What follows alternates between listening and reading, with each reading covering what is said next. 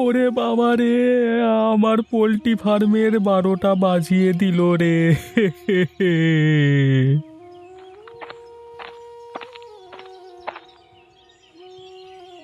কি হয়েছে রে রতন, কাঁদিস কেন? এই কাঁদি কি আর সাধে, দেখতে পাচ্ছ না নাকি? এ কি, তোর সব মুরগি মরে গেছে নাকি? হ্যাঁ গো, আমার কে এমন সর্বনাশ করলো কে জানে, কেমন করে আমার এমন সর্বনাশ হলো কে জানে, আমার কি হবে? তা কখন দেখলি এসব? এই এই সকালবেলায় ফার্মে এসে দেখি সব মুরগি আমার মরে পড়ে আছে গো। তা আগে কিছু টের পাসনি? আগে আর কি টের পাই বলো তো? আগে টের পেলে কি আর এমন সর্বনাশ হতো? কেন, তুই তো রোজ রাতে খাবার দিতে আসিস, তখন দেখিসনি? খাবার দাবার দিয়ে ফার্মটা তো আমি সন্ধেবেলায় বন্ধ করেছিলাম। আর রাতে একবার এসে দেখে যাই কুকুর শিয়াল মানে কোনো জানোয়ার এলো কিনা। কালকে রাতেও দেখেছি নিয়ম করে, তখন তো এসব কিছুই দেখিনি। তা কি করে হলো, কি মনে হচ্ছে? আমি তো কিছুই বুঝতে পারছি না, দেখে মনে হচ্ছে কোনো রোগে শোগে হঠাৎ করে সব মরে গেল গো। তুই ঠিক করে জানিস কোনো রোগেই মরেছে তো? ঠিক করে আমি আর কি বলি বলো তো, নিজেই কিছু খুঁজে পাচ্ছি না, তবে দেখে তো মনে হচ্ছে রোগী মরেছে। তবে যে করেই হোক বাবা, বেশি দুঃখ করিস না। দেখ, সবই তো নিয়তির খেলা, আমাদের হাতে তো আর কিছুই নেই।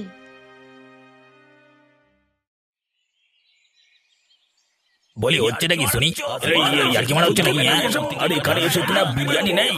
বলি দাদা, আশেপাশে আর হোটেল নাই, না হলে মোড় থেকে এখানে আসি। হ্যাঁ এই বলি দাদারা, দয়া করে শান্ত হন। আচ্ছা আচ্ছা, এমনটা তো কোনোদিন হয়নি, বলুন আপনি। আরে এ কি, আপনারা সব খেপে গেছেন কেন এমন করে? দেখো না লতা, এরা সব আজকে বিরিয়ানি না পেয়ে আমাদের উপর রাগ করছেন।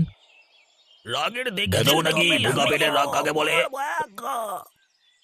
বলছি দাদা, শান্ত হন, শান্ত হন, শান্ত হন। একবার শান্ত হয়ে আমাদের কথাটা তো শুনুন।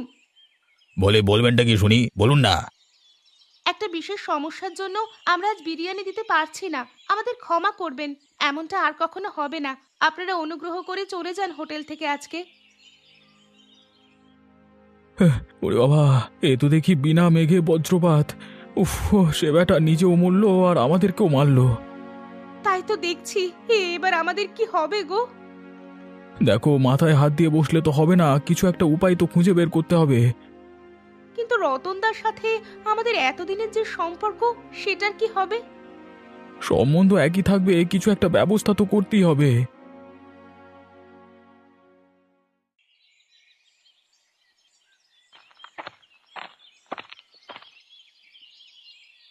বলি, অমন করে মাথায় হাত দিয়ে বসে আছো কেন? সকাল সকাল হয়েছেটা কি? কাজ বাজ নেই নাকি? সর্বনাশ হয়ে গেছে গিন্নি, সর্বনাশ হয়ে গেছে। বলি, সকাল সকাল আবার কি সর্বনাশটা করে আসা হলো শুনি? তুমিও যদি শুনতে, তুমিও মাথায় হাত দিয়ে বসতে গো। তা শোনাও দেখি তোমার গুণকীর্তন। আমাদের মহা ক্ষতি হয়ে গেল গো। আজকে ফার্মে গিয়ে দেখি সব মুরগিগুলো একসাথে মরে পড়ে আছে। তাতে কি হয়েছে? তাতে কি হয়েছে মানে, তুমি কি কিছু বুঝতে পারছো না নাকি? মুড়ো ঝাঁট আমারই তোমার বোঝার মুখে। বুঝে আমি করবোটা কি শুনি? তুমি বুঝবে না তো আর কে বুঝবে বলো? দেখো, অত শত আমি বুঝি না। আমার সংসার চালাতে টাকা লাগবে। টাকা কোথা থেকে আনবে তোমার দায়িত্ব। সংসার চালানো তোমার দায়িত্ব। তোমার মুরগি বাঁচলো কি মরলো আমার জানার দরকার নেই। আমার দিনের শেষে টাকা দরকার। কিন্তু আমি টাকা কোত্থেকে দিই বলো তো? ঘাটের মরা পুরুষ মানুষ হয়েছো, তুমি কোথা থেকে টাকা আনবে সেটাও কি আমি বলে দেব? আমি শুধু এতটুকু বলছি যে দিনের শেষে আমার টাকা লাগবে। যদি টাকা নিয়ে আসতে পারো এই বাড়িতে ঢুকবে, না হলে এই বাড়িতে ঢুকতে পারবে না। এই বাড়ির দরজা আমি বন্ধ করে দেব। তো তোমার থেকে আমি এটা আশা করিনি নীলিমা।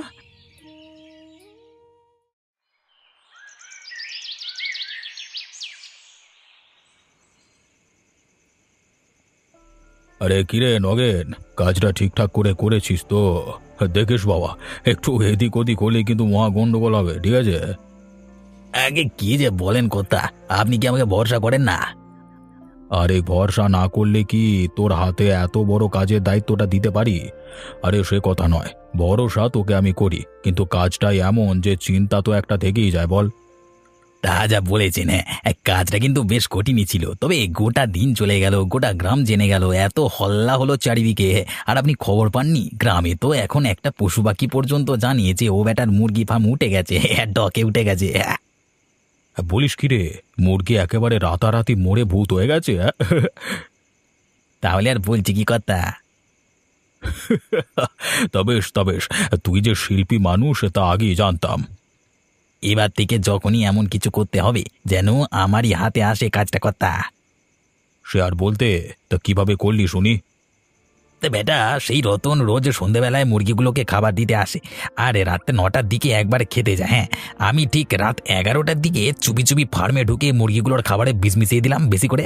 ব্যাস, তাতেই কাজ হয়ে গেল। আর যাই কথা একবারে সকাল পথ মোড়ে ভূতে। এবার একটা দুদিনের ছেলে বড্ড বার বেড়েছিল, ভেবেছিল আমার থেকে বড় লোক হবে। আমার থেকে বড় লোক এই গ্রামে আর কেউ হতে পারবে না।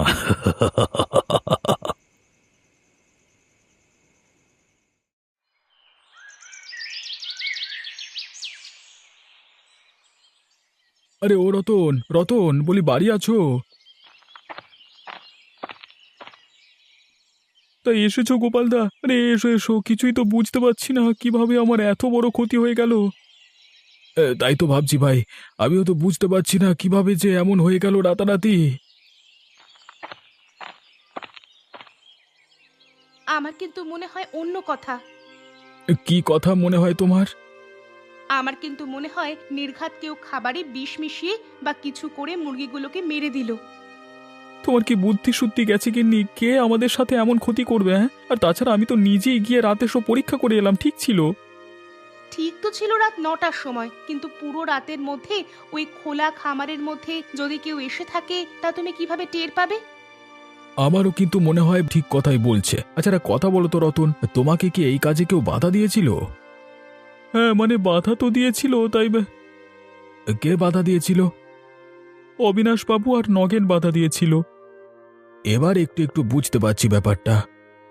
কি বুঝতে পারছো বলো তো গোপালদা? বুঝতে পারছি যে অবিনাশ বাবু আজকাল একটু বেশি হিংসুটে হয়ে উঠেছেন। ওই ক্ষমতার দম্ভ, বুঝলে তো? গ্রামের মধ্যে সবথেকে বড় লোক হওয়া, এতদিন গ্রামের সবাই সম্মান করে এসেছে, তাতে মাথায় চড়ে বসেছে। আর এই নগেনটা তো হয়েছে সুরের সাক্ষী মাতাল, অবিনাশ বাবুর শাকরেদ।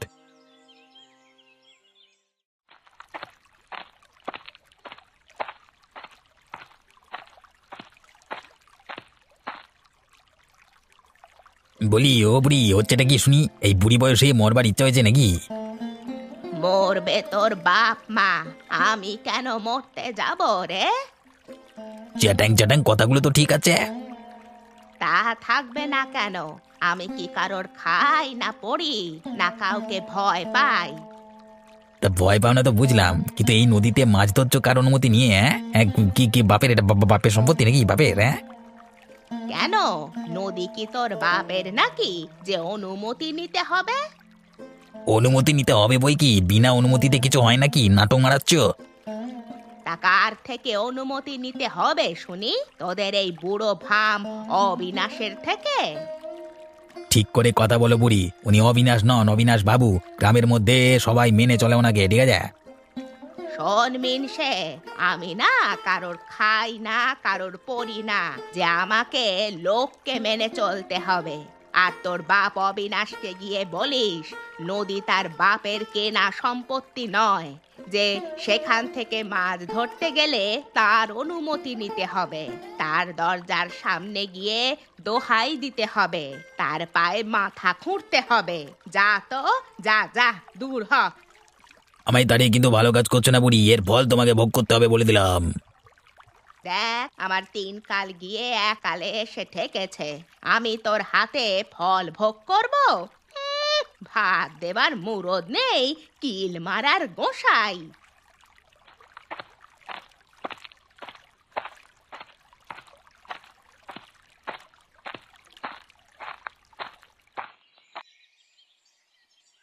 বলি দোকান কি তুলে দেওয়ার ইচ্ছা হয়েছে নাকি? দোকানে খাবার দাবার নেই? হুম, ওই দোকান কি করতে খুলে রেখেছো? আরে ভেঙে দাও, ভেঙে দাও, জুতো পেটা করবো। আচ্ছা তুমি বলো ভাইয়া, এরা তো সেদিনই বললো কাল থেকে বিরিয়ানি পাওয়া যাবে, তা আজকে এলাম আজকেও বিরিয়ানি নেই, কালকে আসুন কালকেও বিরিয়ানি নেই। এভাবে এরা ভেবেছে কি দোকান চালাবে নাকি? হ্যাঁ কি করছো, মানে কি হচ্ছে কি? হ্যাঁ এভাবে তো আর চালানো যায় না গো। কিভাবে কি হবে সত্যি যে বুঝতে পারছি না গো বউ।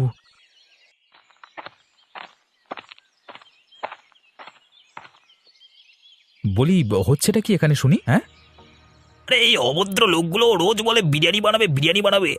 আমরা আশা নিয়ে আসি আর একদিনও খাবার পাওয়া যায় না এখানে। এই অভদ্রদের দোকানে আর কোনোদিন আসবো না। একবারে মুখ দিয়ে খারাপ ভাষা বেরিয়ে যাচ্ছে। দেখুন, আপনারা এতদিন ধরে খাওয়া দাওয়া করছেন এখানে, আপনাদের তো একটু বোঝা দরকার, নিশ্চয়ই কোনো সমস্যা হয়েছে সেই জন্যই বিরিয়ানি রান্না হচ্ছে না। তবে আপনারা দোকান ছেড়ে যাবেন না, খুব তাড়াতাড়ি আবারও বিরিয়ানি রান্না শুরু হবে। আপনারা অনুগ্রহ করে আজকের মতো আসুন। হ্যাঁ হ্যাঁ, আজকের মতো আসুন।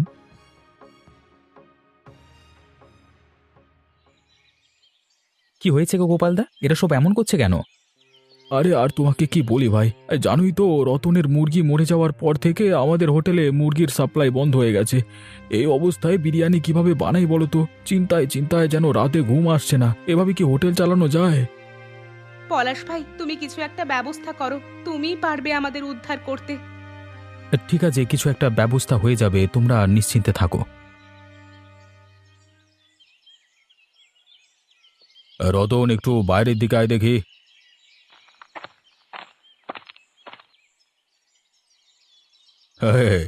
নগেনের কাছে শুনলাম নাকি তোর মুরগি মরেছে, তো এবার তো তোরা মরবি রে, সে খেয়াল আছে?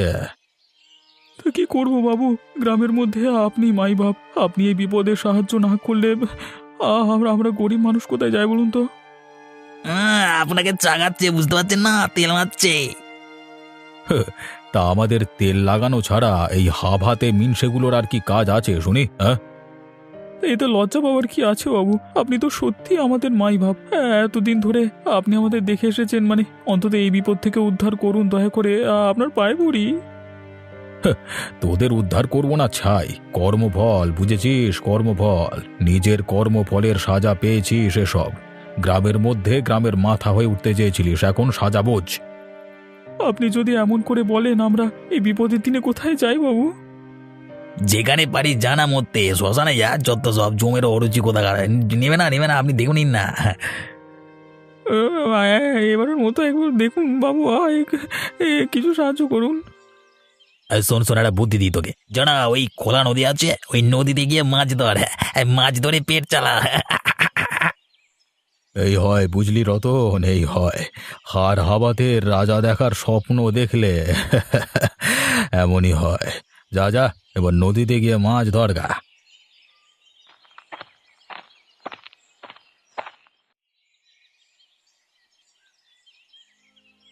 কিছুই বুঝতে পারছি না কি হবে। বাবা, রতনটা নিজেও ডুবলো, আমাদের নিয়েও ডুবলো গো। দেখো, যত যাই হোক, আমার মনে হয় না অতগুলো মুরগি একসাথে এমনি এমনি মরে গেছে। নিশ্চয়ই এর পেছনে কারোর হিংসা আছে। সেটা তো আমারও মনে হয়, কিন্তু মনে হলেই বা আমরা কি আর করতে পারি বলো? আমরা নিজেরাই এখন অথই জলে, আমাদেরকে ভাবতে হবে এখন আমাদের কিভাবে উদ্ধার হব আমরা। সেই চিন্তাতেই তো ঘুম আসছে না ভাই। এই যে সেদিন তুমি বললে কিছু একটা দেখবে, কিছু ভেবেছো কি? লোকের দোকানে খদ্দের আসে না, আর আমাদের দোকানে খদ্দের এসে ফিরে যাচ্ছে। এর থেকে বড় অঘটন আর কি হতে পারে? দেখো, এটাই সময়। এই সময় যদি আমরা ব্যবসার হাল ধরতে না পারি, তাহলে ভবিষ্যতে আমাদের বড় লোকসান হয়ে যাবে। কিন্তু বিরিয়ানি সকলের বড় প্রিয়, আর মাংস ছাড়া কি বিরিয়ানি হয়? আর এই বিরিয়ানি না করলে লোককেও টানা যাবে না। দোকান দেখছি একেবারে বন্ধ করতে হবে। দেখো, এমনিতেই খারাপ সময় চলছে, তুমি আর অলক্ষণে কথা মুখে এনো না। মুখে না এনে কি করি বলো তো? তোমরা ভেবো না, কিছু একটা উপায় আমি ভেবেচিন্তে ঠিকই বের করব। দেখো, খারাপ দিন তো মানুষের জীবনে আসেই, তোমরা চিন্তা করো না, ভরসা হারিও না, একটা উপায় ঠিকই বেরিয়ে যাবে।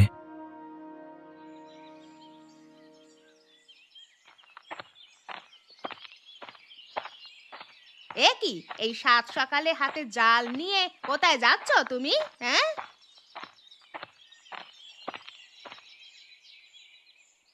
নদীতে মাছ ধরতে। তুমি কি পাগল হলে নাকি? কেন এতে পাগলের কি হলো শুনি? তুমি হোটেল ছেড়ে এখন মাছ ধরতে যাবে? হ্যাঁ, মাছ ধরে যাব। কিছু না করে ঘরে বসে থেকে লোক হাসাতে পারবো না আমি। কিন্তু তুমি হোটেল বন্ধ করে এভাবে হেরে যাবে? হোটেল তো আমি বন্ধ করতে চাই না নীলিমা, কিন্তু এখন পরিস্থিতি যা, হোটেল খুলেও কোনো লাভ নেই। তার থেকে বরং নদীতে গিয়ে মাছ ধরি, কিছু একটা করে অন্তত পেটটা চালাতে হবে। ঘরে বসে থেকে লোক হাসাতে পারবো না। কিন্তু আমি কি তোমাকে কখনো কিছু বলেছি? তুমি বরং যেও না, বোকামো করো না। আমাকে যেতেই হবে। না, তুমি আমাকে কিছু বলোনি, কিন্তু আমি সিদ্ধান্ত নিয়ে ফেলেছি, যতদিন না হোটেলটা আবার আগের মতো শুরু হচ্ছে, আমি এখন থেকে মাছ ধরেই সংসার চালাবো, তবু হেরে যাব না।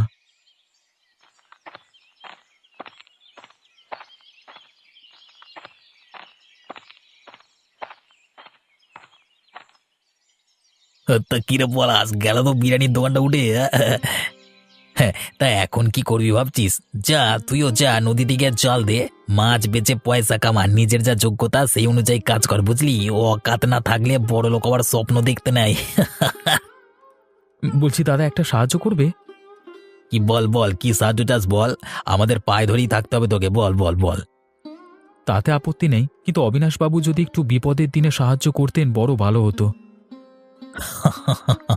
আরে অবিনাশ বাবু করবেন তোমাদের সাহায্য? আরে উনি নিজে বিরিয়ানির দোকান খুলবেন, নিজে হোটেল খুলে এই অঞ্চলের সব থেকে বড় হোটেল বাড়াবেন। তোমাদের ব্যবসা ধরে নাও লাটে উঠলো, তোমরা যাও যাও, নদীতে গিয়ে জেলের মতো মাছ ধরো, অতি তোমাদের নিয়তি, ঠিক আছে?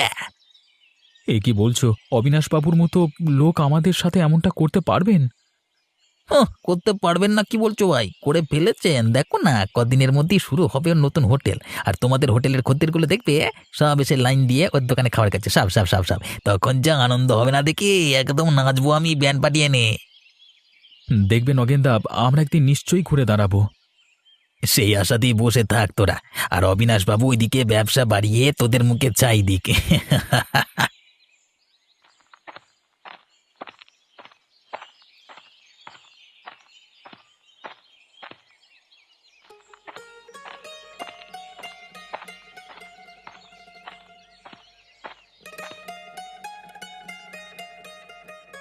কই গো, আছো নাকি কেউ? কিছু খেতে দাও, দুমুঠো খাবার দাও, বড় খিদে পেয়েছে। আসুন, ভিতরে আসুন ঠাকমা।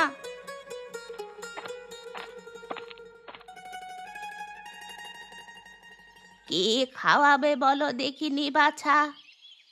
আর কি হবে ঠাম্মা, ডাল ভাত আর সবজি খাওয়াতে পারি। তাই দে না বাছা, তোদের হাতের ভাত ডাল আর সবজি, তাই তো অমৃত।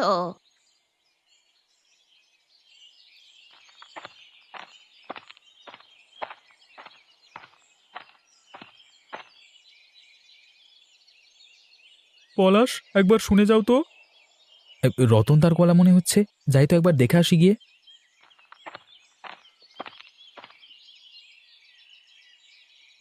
তুমি মাছ নিয়ে এসেছো নাকি? হ্যাঁ, মাছ নিয়ে এসেছি, এবং এবার থেকে আমি রোজ মাছ নিয়ে আসবো। এ কি, মাছ দিয়ে কি হবে? এবার থেকে মাছ দিয়েই বিরিয়ানি রান্না হবে পলাশ, এবং এটাই হবে আমাদের বিশেষত্ব। করতে দাও ওদের মাংস দিয়ে বিরিয়ানি রান্না, সবাই দেখবে আমাদের মাছের বিরিয়ানি খাওয়ার জন্য আমাদের দোকানে আসবে। বাহ রতনদা, তোমার বুদ্ধিটা তো দারুণ। হ্যাঁ, আমারও মনে হচ্ছে এই বুদ্ধিটা কাজ করবে যদি আমরা ঠিকঠাকভাবে চালাতে পারি। সবাই আমাদের দোকানে আবার আসতে বাধ্য। খুলো দোকান, আমরা আমাদের মতো করে আবার ভালো খাবার দেব লোককে। এখন থেকে আমি রোজ মাছ ধরে আনবো, আর তোমরা মাছের বিরিয়ানি বানিয়ে মানুষকে খাওয়াবে। হোটেল আবার আগের মতোই চলবে।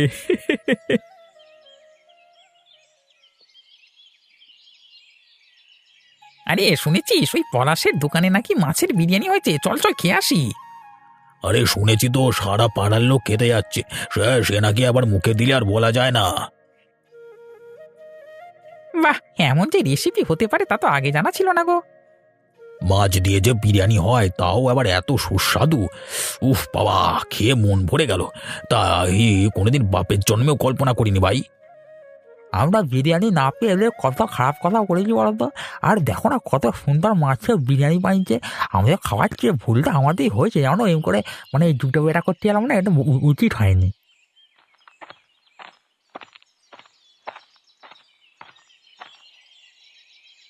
আরে এসব কি নাটক চলছে, বন্ধ করো এখনই। বন্ধ না করলে জোর করে বন্ধ করা হবে। বলি চ্যাংরামো হচ্ছে নাকি? হতে পারো তোমরা গ্রামের মুখিয়া, আর এই এতগুলো লোকের হাত যখন তোমাদের পিঠের উপর পড়বে না, চামড়া কুটিয়ে যাবে একবারে চামড়াটা। হ্যাঁ, এখন থেকে আমরা সবাই এদের হোটেলের পাশে আছি। কেউ যদি হোটেলের দিকে বা ওদের দিকে চোখ তুলে তাকায় তাহলে সবার হাতে মারকে মরবে। মার বাড়ে মার, এরাই চক্রান্ত করে এদের হোটেল বন্ধ করেছিল, জুতো বেটা করবো। ওরে বাবা রে নগেন, মার খেতে না চাইলে এখান থেকে পালিয়ে চল। ওরে বাবা, খেপে গেছে। হ্যাঁ বাবু, পালিয়ে চলুন, উড়ে বাবা।